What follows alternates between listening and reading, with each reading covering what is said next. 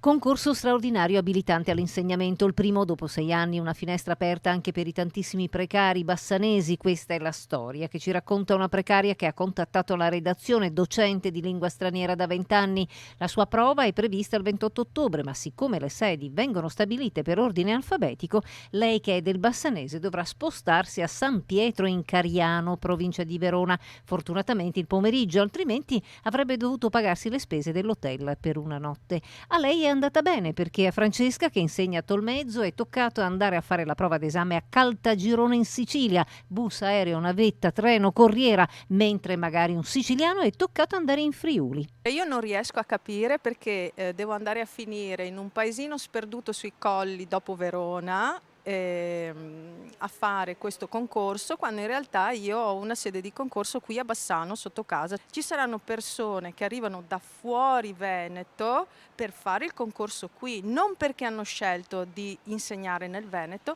ma perché sono obbligati a fare il concorso in Veneto. Che tipo di spostamenti ci saranno da nord a sud da qui alle prossime 3 settimane in questa situazione sanitaria?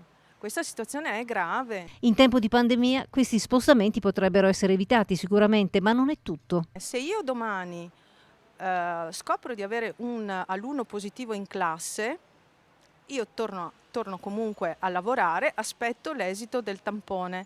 Fortunatamente il mio tampone è negativo, ma non posso più andare a fare il concorso. Tutti, decine e decine e decine di insegnanti che sono a casa perché sono in isolamento o perché sono comunque ammalati, perché non si può entrare nemmeno con un semplice raffreddore, ti mandano a casa, non c'è la possibilità di fare un concorso che aspettiamo da 6 anni.